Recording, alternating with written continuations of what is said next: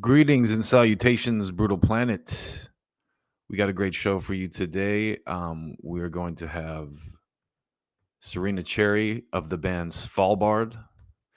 And this is a band that I got to be honest, in doing this stuff, every once in a while, a band comes along that I'm like, wow, how did I not know about this band? And this is one of them. Going kind of doing a deep dive into their discography over the weekend, and there's a lot of really great stuff in there. And they've got a new record coming out in October on the 6th, I believe. Yeah, October 6th, 2023, called The Weight of the Mask. So we'll talk a little bit about that and some of the other things surrounding the band. Um, Obviously, I'm going to have a lot of questions, seeing how I'm kind of new to it's kind of like a newly discovered band for me. So, and there's a bit of a timing difference. I believe that she's based in the UK, so it may be I may be stalling for time a little bit. Let's put it that way.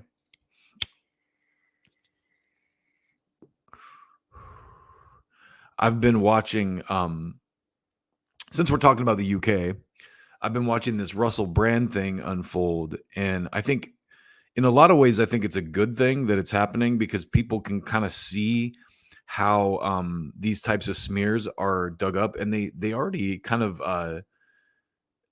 like YouTube stopped letting the guy monetize on their platform, which is really insane because the stuff that he did has nothing, like the accusations against him have nothing to do with the content of his channel, right?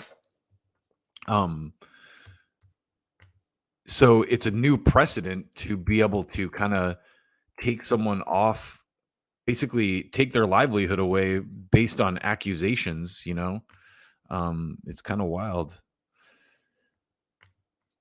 But I'm just going to check my email to make sure nothing has changed and that everything's kosher. And yeah, other than that, we have had there's a lot of shows coming up. So I might have talked about this a little bit, but I went and saw the band Kill Devil Hill on, was it Thursday of last week? I believe it was Thursday night, if I remember correctly. And they were awesome. So it was really cool to see them. And their lead singer, Dewey, is just the coolest guy. Mark Zavon, the coolest guy. I was hoping to run into Johnny, but he apparently wasn't on the drums at that show. They had someone filling in because he's out touring, I think, with Quiet Riot right now. So Johnny was not present for that particular show. And then just a heads up, so to give you kind of an idea this week of the guests we have Serena today, and then tomorrow we got kind of a double header with Steve McNally of Derision Cult, and then actually I think Steve Zing of Sam Hain and Danzig. He's actually going to be coming on first, I believe. So a couple great artists tomorrow. And then Wednesday, we have Igor Amadeus Cavalera, which is Max Cavalera's son, to talk about their band Go Ahead and Die.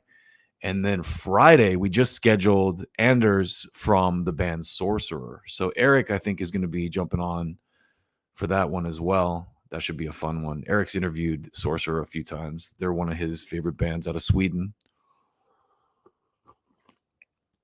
And I don't know if you ever heard the band Mindless Self-Indulgence, but this is my Mindless Self-Indulgence coffee cup. And I'm not sure if you can see it here, but it says, "I like my coffee black just like my metal." So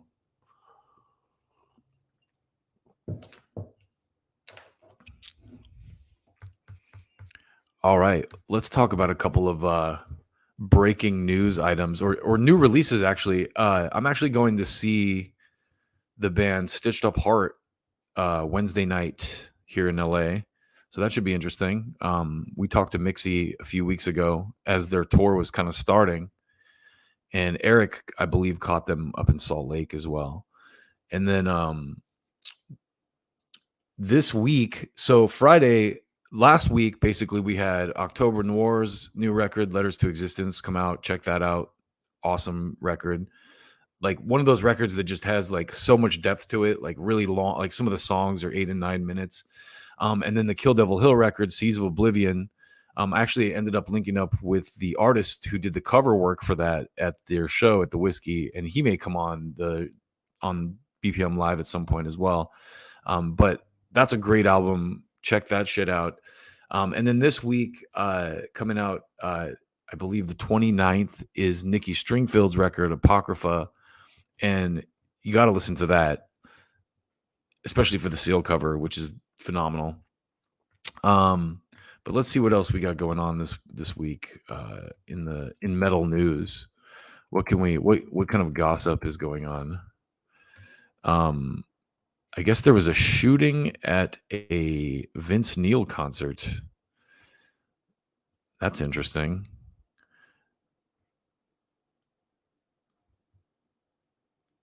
There are a few bands I need to get on the cast right now that I'm going to work on getting, and I can't make any promises, so I probably shouldn't call this out. But Suffocation and Cannibal Corpse, and it looks like we got Serena joining us now, so let's bring her on.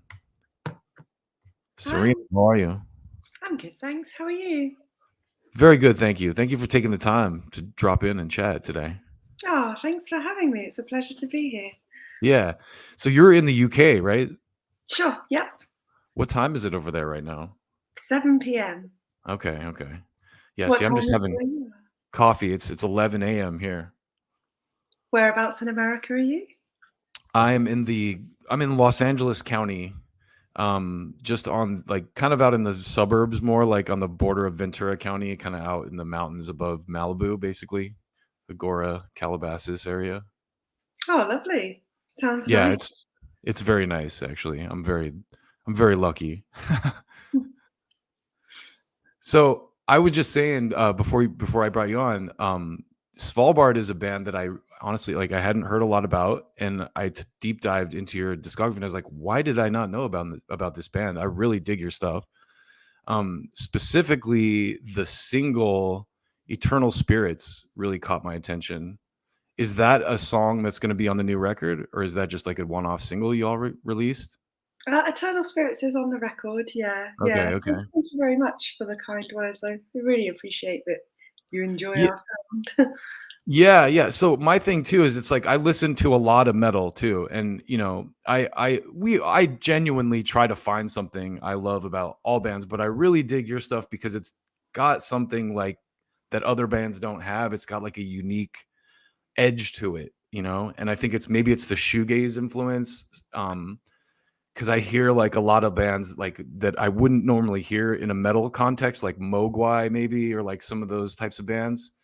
So I don't know. I mean, talk a little bit about your influences, and I always like to ask people like for the origin story of the band, and it's kind of been, it seems like it's kind of been your baby from the outset, along with I think Mark. But talk about talk about the how the band came to be and your influences a little bit, I guess. How the band came to be was you are completely spot on there with the sort of post rock shoegaze influence. So, before we formed Svalbard, I did a solo project using a loop station where I would layer loads of reverb drenched guitars and clean Okay. vocal layers and do like mic up things to make weird percussive sounds. It was very Awesome. indulgent. But I used to do that before we formed Svalbard. And I was on tour supporting a prog band, and the guy driving the van for the prog band on the first date of the tour jumped out wearing a Dying Fetus shirt. And so I was like, oh, I've got to talk to him about Dying Fetus, obviously. So we started chatting, and that's Liam, the other guitar player and vocalist in Svalbard. And he watched my set, and afterwards he said, I'd love to do something like what you're doing, but metal and like heavy.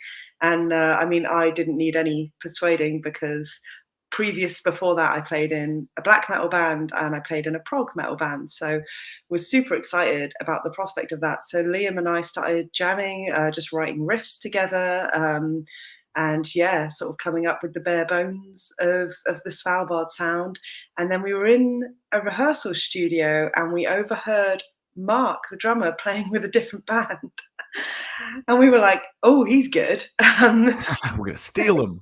Yeah, basically, we poached him. Sorry, other band.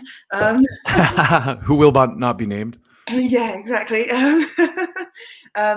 And yeah, Mark came to jam with us, and like then the sort of the core trio of Svalbard was born. I mean, we've had exactly like 75 million different bass players. Um, we just can't make them stay.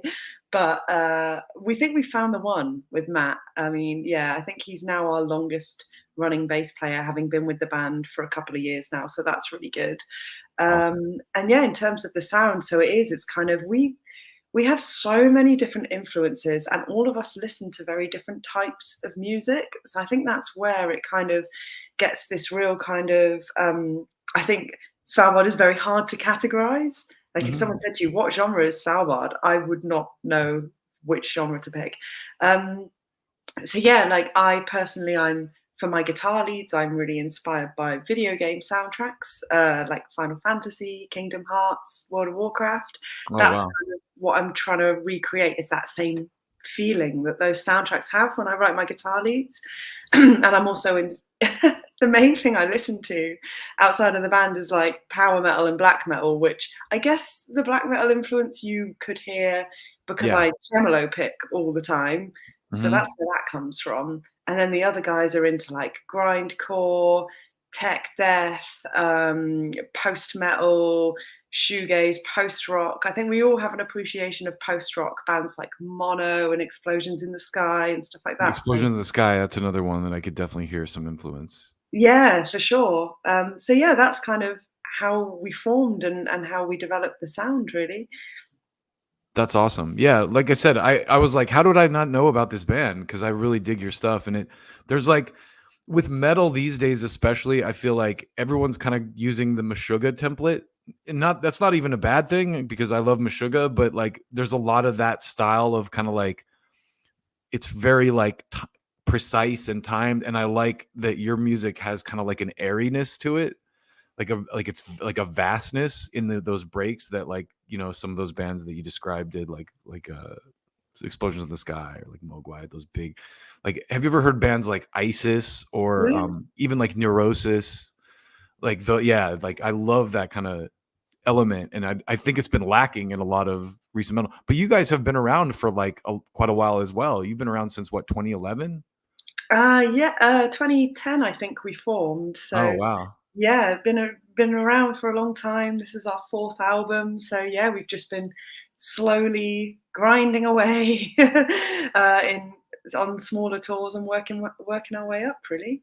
Have you all played much in the US? I see a lot of dates in Europe, but We've never played in the US, unfortunately, because we can't afford the visas. That is the uh, honest answer there. that But yeah, sucks. hopefully, huh? That sucks. Yeah, yeah, Damn it does suck. immigration limiting our choices in music. Yep. Um, it's a real shame, but we would love like we're really trying to look at making it work and trying to look at how we can get out there soon with this new album. Yeah, yeah. Well, hopefully we can help you build a bigger audience here in the US. Like that's kind of our goal anyway. Yeah, that would be awesome. So, what kind of stuff are you into outside of music? I mean, that's another thing I like to ask people. Is do you have any like weird hobbies or like things that are like people would be like, "Wow, that's kind of interesting." I mean, my normal hobby is that I mean, I say hobby, I also work in that industry. I'm a big gamer. I work in the games industry. Okay. I work for PC Gamer and Games Radar. Oh, So yeah, wow. have a How did great I not catch that? I looked at your socials and stuff, but yeah, like it's super fun. I'm super proud to work with those brands, and yeah, like big into gaming, big into RPGs. So that's my normal like hobby slash life kind of thing. But my less regular hobby is that I am a roller coaster enthusiast, like quite oh, wow. I've ridden 758 different roller coasters around the world. I was just in America 2 weeks ago, actually. I went to Hershey Park, Six Flags Great Adventure, Nickelodeon Universe, Damn. Universal's Halloween Horror Nights, Busch Gardens Tampa, SeaWorld Orlando. Yeah, I did quite a few parks recently, but I love you guys have some of the best roller coasters I was in the gonna world. say, have you been to Six Flags here in LA or in California? So I've still not managed to get out to the West Coast of America, but I did have a trip booked for Six Flags Magic Mountain and then it got cancelled because of COVID. Because of So it COVID. is very, very high on my bucket list because Superman Escape from Krypton is like one of the coasters that I really, really want to ride. But yeah, I used to work for a YouTube channel called Coaster Force where we like film on-ride POVs and stuff. That's And awesome. yeah, really, really big into roller coasters. That's so cool. That's like that is a very like that's best answer I've ever had for that question. That is Really? like an interesting hobby. Yeah. No one's ever like so yeah, the I'm not probably as traveled as you are in the roller coaster world, but I will say that the roller coaster X that they have at Six Flags and then the Batman one actually, which you may have been on tried the Batman one at the other Six Flags. I don't know. Yeah, the Batmans, I mean, that Batman is quite a heavily cloned coaster. So I have Okay. experienced a Batman that's very similar. X, which is now X2 because they did some further work on it. Uh, Oh wow, I see. I haven't even been on it since they changed it. Oh, yeah, yeah, it's X2 now. I mean, that's another bucket list coaster because it's very, very unique. If you want a fun fact, building that roller coaster actually bankrupt the roller coaster manufacturer that made it because it's Really? yeah, Did because they it's come like, out of it or after it was they got done? they got bought out by another company in the end, but yeah, it was a very innovative roller coaster for its time. Yeah, that is the craziest roller coaster I've ever been on. It starts you out backwards. Like you start out like going you're like it's the craziest shit. Like you're like laying on your back like going down this hill and then it flips you over and it's like ah definitely the most intense one I've ever been on anyway. But are there like insane roller coasters that I don't know about in like Dubai or something like that? There are. I mean, the fastest roller coaster in the world is in Dubai. That's Formula Rossa at I knew Ferrari it. World.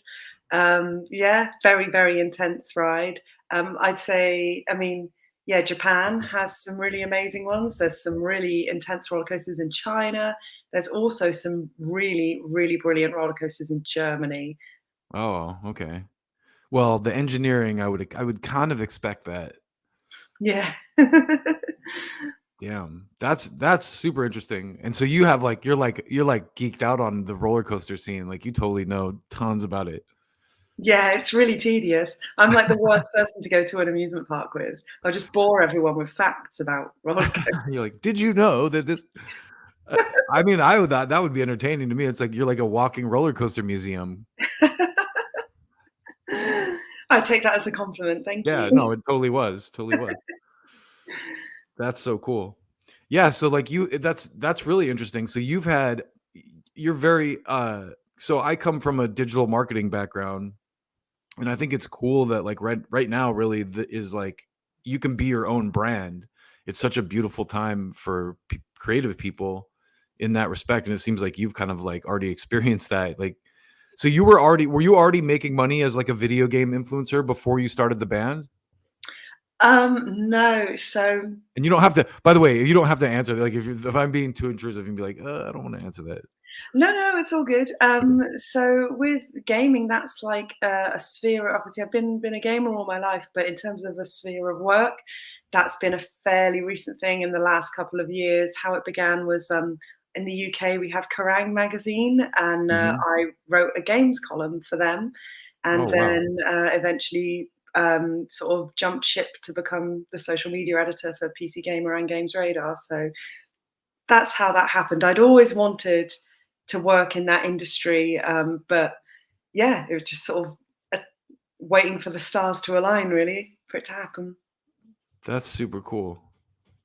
I also, it's like I have a ton of respect because I talk to a lot of people who, especially women lately, who run bands, who like literally like the band is their band, and they're the mastermind behind it. So I have like a ton of respect for that as well, because it's like that's a hustle all its own, just keeping that together, and like phew, it's a lot of work. I mean, my bandmates would absolutely hate to hear me be described as the mastermind of No, songs. no, no, and I don't, no, not to take away. I'm not saying that that they don't contribute, but like I mean, you're one of the founding members, so Yeah, yeah. and you're the lead vocalist. Like, do you write all the lyrics and everything? Yeah, so I write all the lyrics, and do lead guitar as well. And then we have Liam who does he does about like 30% of the vocals as well. And basically how that works is like sometimes my leads are a bit too complex to play and perform the vocals live. So I'll give Hmm. certain lines to him to shout instead. And yeah, Mark on drums and Matt on bass. But you do a lot of you do most of the vocals though. That's you doing the scream voice and Yeah. yeah, that's super cool. Oh, thank you. Yeah, so it's there's also a lot I noticed. A lot of the writing has like kind of even like some social commentary themes. Like you have a song called Revenge Porn and stuff like that, which I also think is cool because a lot of artists today are kind of afraid to like have an opinion on anything in fear of like alienating people, or taking a side politically or whatever, because people are so tribal and weird these days about politics. Oh, definitely. Yeah, I think it is. It's not the most comfortable landscape to be outspoken, I think, in a Yeah. band at the moment, and there's definitely a temptation to play it safe, like lyrically, because yeah, it's already hard enough to sort of exist as a band without alienating people or getting a load of sort of unwanted attention in the comments. But yeah, we have a lot of, I'd say, sociological songs, because I did a degree in sociology, so I think that's where that kind of influences those songs. Revenge porn, obviously, about not trading nudes that girls give you trustingly. We have a song called Clickbait, which is about the way women are written about in the metal press. Um, and yeah, we have we have a song called Unpaid Intern, which is about how unfair unpaid internships are, in the sense of they're not meritocratic at all. And it basically means that people who can afford to do an unpaid internship, who have a family home they can stay in, and family money that they can use, end up getting these positions and being able to work themselves into what is often more creative jobs, meaning that you don't have the voice of the working class in the creative sphere anymore, because they simply can't afford to be there. Hmm. Yeah, I see that a lot. Like LA is a very pay to play town, where it's like if you don't, like, I was just at the Whiskey the other night, and that place is infamous for, if you can sell tickets or pay for the tickets that you don't sell, you can play there. And I think it's tough for artists. It's weird. We've talked about this before on this stream, but it's like kind of a double-edged sword, but it's also like a beautiful time for artists, because the technology to record and distribute is like readily available to almost anyone, but then there's like this fire hose of content. So it's like, how do you stand out in that, ocean of content that's coming out? It does often feel like at the moment, uh, the first thing you should learn if you want to be in a band is how to edit video rather than an instrument. Um, Totally. it's a very interesting landscape, and I think there's a lot of overemphasis on things like TikTok and having a 10-second bit that's going to go viral and trend, rather than constructing meaningful songs and albums where every song like flows into each other. I think I do have my concerns about the sort of attention span Hmm. um, that's sort of given towards music nowadays. But at the same time, like you say, it's super positive that it's really easy to make music at home. I mean, I made a black metal solo album during the pandemic, and I did it at home on my computer in my bedroom. So What's it called? it's called Wretched Abyss. It's an album that's all about Skyrim, and I recorded it under the name Noctule. Okay. How do you spell that? So Noctule is spelled Noctule. It's named after a type of bat. And yeah, Wretched Abyss is obviously Hermaeus Mora from Skyrim. That's awesome. I do the same thing. It's funny. I have a little project I call Meconium, that I make like beats and like kind of like, trippy stuff with like when I'm bored. So I think that's super cool. It's just like I'm gonna make an album. It's pandemic, like It was like I actually really enjoyed the first lockdown, to be honest with you. It was weird not being able to tour anymore and having, like, all your shows cancelled, but I'd wanted to make that black metal album for many years, but balancing work and Svalbard, didn't really give me the time to do it, so the lockdown was, like, the perfect opportunity. I know how that goes. I was actually very lucky. I worked for a tech company, and so it was like when the whole thing started, they were just like, "Okay, go home and like we're gonna work on Zoom now." So like, I feel bad for people that had, especially people that work in the music industry that, have like jobs as sound people or like stage hands or whatever. Like their lives were decimated, but some people got to skate a little bit. I was like, yeah, this is nothing. Like this is easy. Yeah, yeah. I mean, God, for the kind of more hands-on work in the live sector, I mean, it was absolutely devastating for people who couldn't get out there and work anymore. And I think there's something, obviously, I completely understand it, and safety is paramount, but there's something really cutting about the thing you do being deemed non-essential. You Yeah, know, yeah, music is non-essential, and everything you do, your shows, everything can be cancelled. yeah. Yeah. I mean, there are big strikes in Hollywood right now with writers and directors. I really feel though, and I've probably talked about this before, but it's kind of like what happened already in the music industry is kind of happening now in like TV and movies, like film, where it's like we are talking about the fire hose of content. People every week are like, "Have you seen this show? Have you these?" I'm like, I don't have time for all these shows that are coming out, but the industry has shifted to where people with podcasts and like the technology is cheap enough to make a movie on your laptop. So it's like how Hollywood existed as kind of like this almost gatekeep scenario. It's like if you want to make a movie, you got to go to Hollywood and get the funding and all this stuff, and it's like now you don't need all that anymore. So it's kind of it's a wild time, I guess. Oh, absolutely. And I think yeah, it's really nice that there's so much more opportunity for a variety of like shows, films, music, everything. But yeah, there definitely with that comes a kind of fear of oversaturation, and kind of it's a struggle to find the things that will appeal to you because it's like sifting through so much content all the time. Yeah, and you can't trust the algorithm. Like Spotify tries to serve me up metal bands, and then I'll listen to. I'll be like, "What? This isn't what I want to listen to." And I have diverse tastes too. But we don't have like when I was a kid, I just turned on Headbangers Ball, and I was like, "Oh, here's some new bands that I can listen to." And now I feel like I have to dig a little bit more. But there's still a lot of great stuff out there. Oh, absolutely. Yeah. Yeah. There's loads of great new stuff kicking around at the moment. You talked about something earlier that like caught my attention. I wanted to kind of dig into a little bit more. Is you're talking about how when you guys write, you give like screen parts to Liam. Um, how do you feel about the backing track thing? Because do you guys like I kind of, and I don't want to get you in trouble or anything, but I kind of listening to your music, I'm like this is a band that I doubt uses like any kind of samples or backing tracks or anything like that. Everything that you hear on stage when Svalbard are performing is being performed by the four of us on stage. We have no backing track. We have no, we don't even use a click track. So it really is us in that moment live.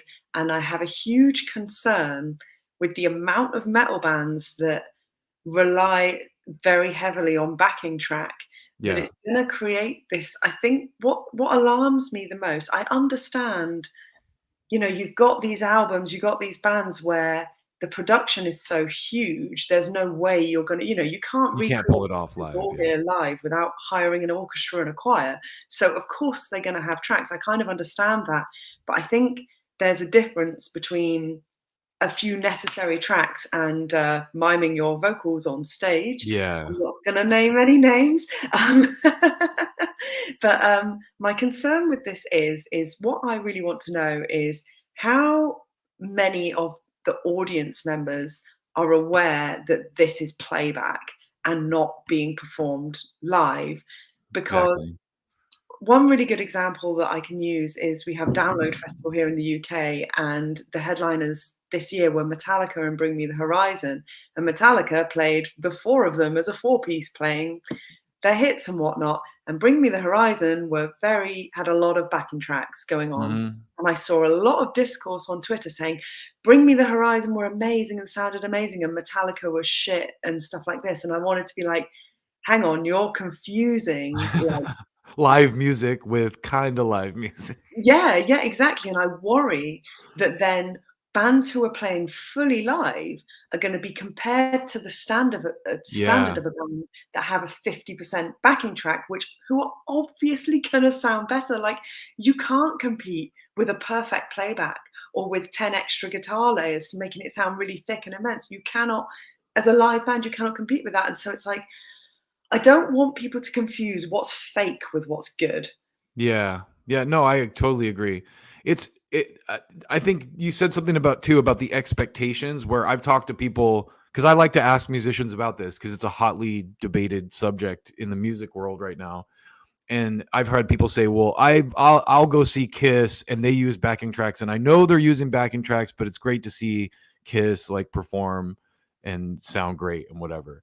But that what you just said is an aspect of it I never really thought of is it creates this unfair expectation that everyone sounds perfect. And I've been seeing it because I listen to a lot of rap too, and I see it a lot in the rap world. Well, these guys just come out and rap over their CD. They're not even actually rapping. You know, I'll give respect to someone who even comes out with a vocalist instrumental and then raps like with a mic over that. Like that's fine. But like some of these guys don't even do that. They just have their CD with the vocals on it. And it's like, what are you doing? Like I could see this at home. Like some guy talking over a CD. What like that's not a live performance, you know?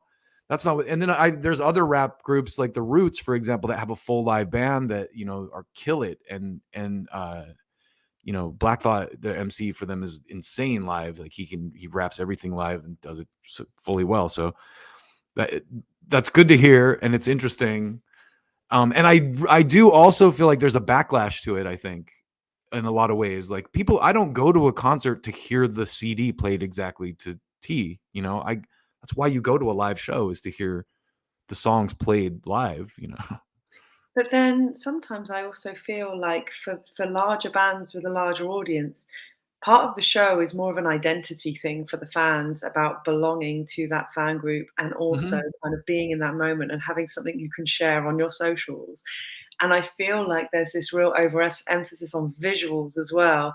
And there's so many bands, it's the bigger bands in the metal scenes where people say it's good because there was pyro and there was like screens and special effects and and loads of backing track. And again, it's that kind of my argument is budget doesn't make something good. So, Yeah. and again, it provides this really, I'm so sick of people. Sorry, I'm going to go there. I'm No, just going to please do. opinion. I'm so sick of people telling me you should go see Ramstein live. They're really great. It's like, well, it's not live though, is it? For a Yeah. start. And also, I don't need to see a fireworks show. I see them at theme parks all the time. It doesn't really like I'm a fair roller coaster enthusiast.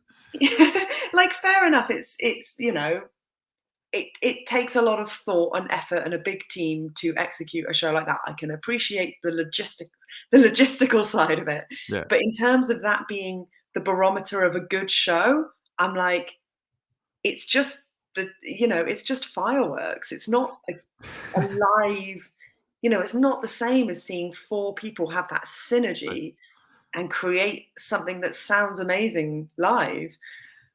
Just to throw more gas on that fire. Looking at you two, Disturbed.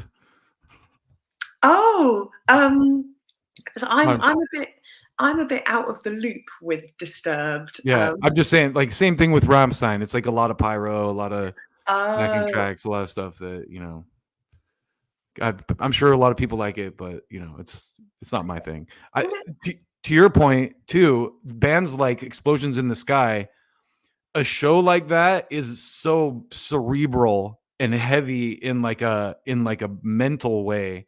Like when I would go see, I saw ISIS a couple times at like the Knitting Factory in a room that fit like 200 or 300 people, you know, and it's like that. It was an intense concert, just with like four guys on a stage and the like energy coming off of it from their instruments. And they had, have you ever heard of Illuvium?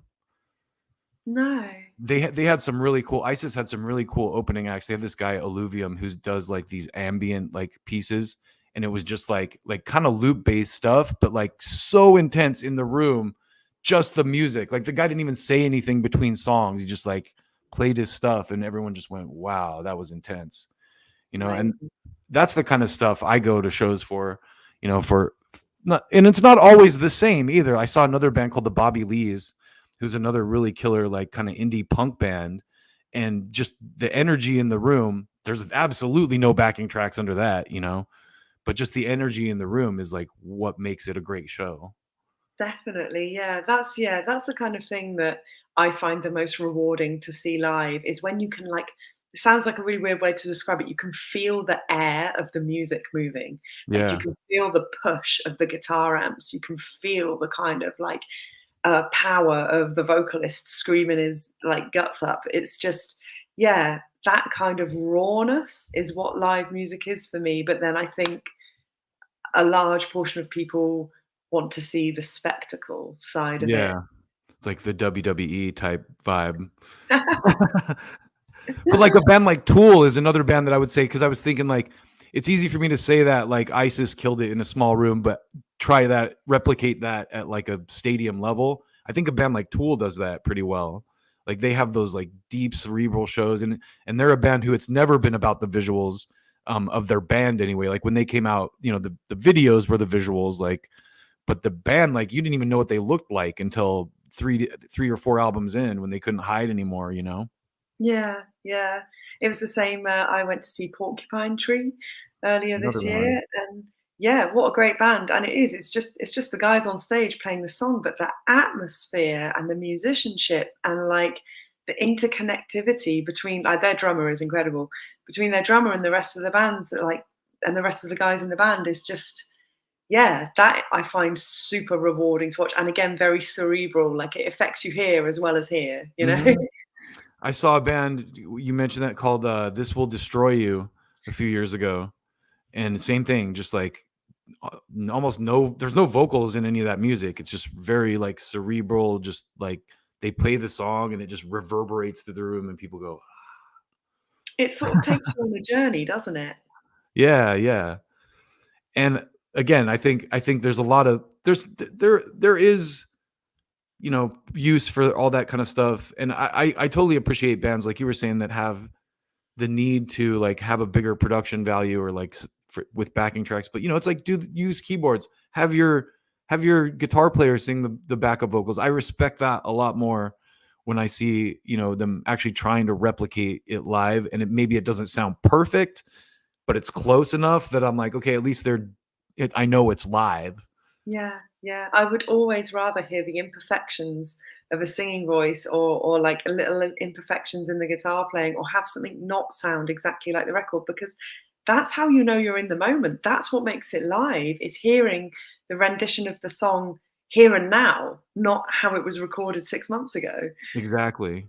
And that energy exchange is what makes music so great. We were watching a video of like AC/DC playing in like Rio, or I can't remember where it was. It might have been Argentina. It was somewhere in South America, but they were playing to a crowd of like 80,000 people or something. And I'm just watching it on this like big screen TV and going like that, like as a band, that's better than any drug you could ever take. Like that vibe of like seeing 80,000 people just like going off to the music you're playing. There's nothing like that. Definitely not. Yeah. Hopefully they're not using backing tracks, but they're old enough they might be. But then like I don't think like their music's so kind of It's so simple. I simple, don't think, yeah. no, there's no way. There's no way. And it's funny because my mind changed on this. I had a argument with someone a couple months ago because I was like, oh, we were recording something. I was like, oh, the drummer's gonna play to a click track, right? And he's like, fuck no. And I was like, what? Like, you have to play to a click track. He's like, no, you don't. He's like, you think Led Zeppelin played to a click track? And I was like, oh. And then I saw Butch Vig. Do you know who Butch Vig is?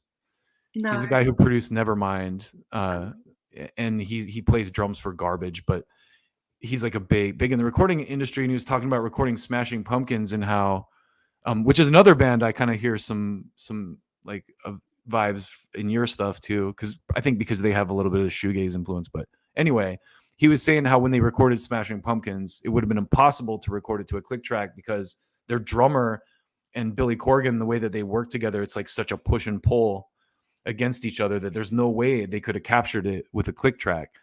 And that changed my mind. And then I went, okay, you're right. Like, you don't need a click track. No, definitely not. Yeah, it kind of sucks the life out of music sometimes. And we've even had a debate to the point where we were talking about classic albums on this channel, and someone in the comments was like, when it shifted is when everyone started going to the grid. When Pro Tools became like the industry standard and everyone started recording on a grid, that's when music became like way more processed and like kind of overly produced. Definitely. It kind of lost a bit of life to it, for sure. Became a lot more machine-like. And there's something to be like you were saying, you did something to a lot of stuff with loops. So there's, if you're doing solo art or stuff, it's really cool to have that ability to mess with computers. Or, so many artists I love use drum machines like Nine Inch Nails or, Ministry or whatever. But there's also like nothing touches real live drums.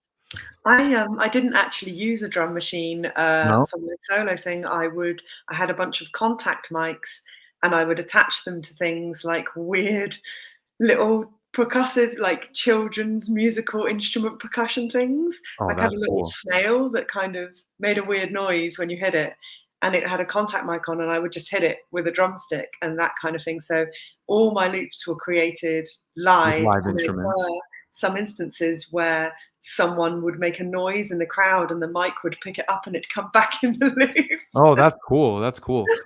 I love that too. We've been my son and I experiment with recording, and we were making like these found loops. Like, we recorded the dishwasher making this noise like whoosh, whoosh, whoosh, and then like put a guitar piece over it.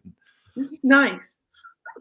Yeah, and I just got like an drum kit, which sucks, but it's also better for like recording than just you can get more of a live feel with it, at least, Definitely, than yeah. just copying and pasting the stuff in. So anyway, it's been really great to talk to you. So you have a bunch of other stuff that people should check out. Obviously, your black metal project. Say the name of it again. Noctule. It's on Noctule. Church Road Records. Okay, cool. And it's on streaming, so people can look it up on like Yeah. Spotify and stuff.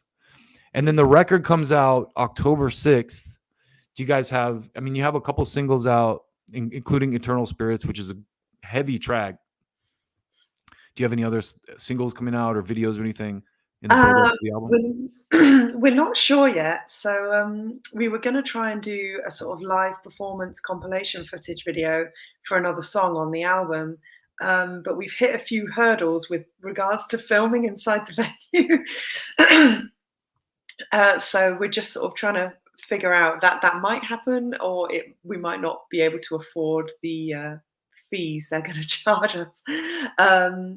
And yeah, the album's out on the 6th of October. We've got some European and UK tour dates, and then hopefully many more tour dates in new places we haven't played to be announced. Yeah, I would love to see you guys live if you get over here to, obviously if you come to the States, you have to play in LA.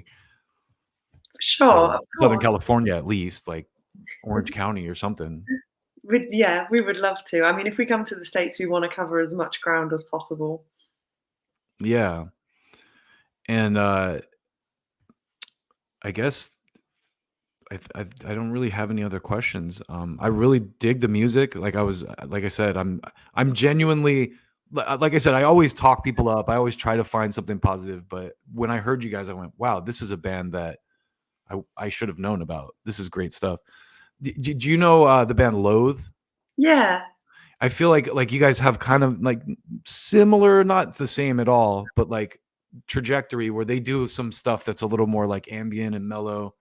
and in the mix, and it's like I'm like something's going on in the UK. Like Oh yeah, I mean Loathe are a great band.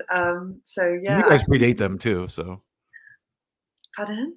you guys predate them. So like you were around before them. Yeah, we were. I'm not saying like you guys are like in the same realm or anything. I like the creative fortitude I see coming out of Britain right now in the Oh, metal world. it is an exciting time here in the UK, I've got to say. So it is really nice to be part of it. Awesome. Well, please come back through again next time you guys have something to promote, or like there's always an open door. Come talk to us again, and it's very nice to meet you. And I'm definitely going to check out some of your other stuff, and hope to see you all out here playing soon. Oh, thank you so much for having me. It was a real pleasure chatting to you. Awesome. You too. Take care of yourself. Bye.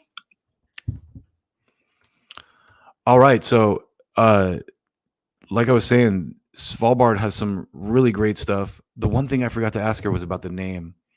I wanted to get next time. I want to get some clarity on the name, because I think there's a city in Europe called Svalbard.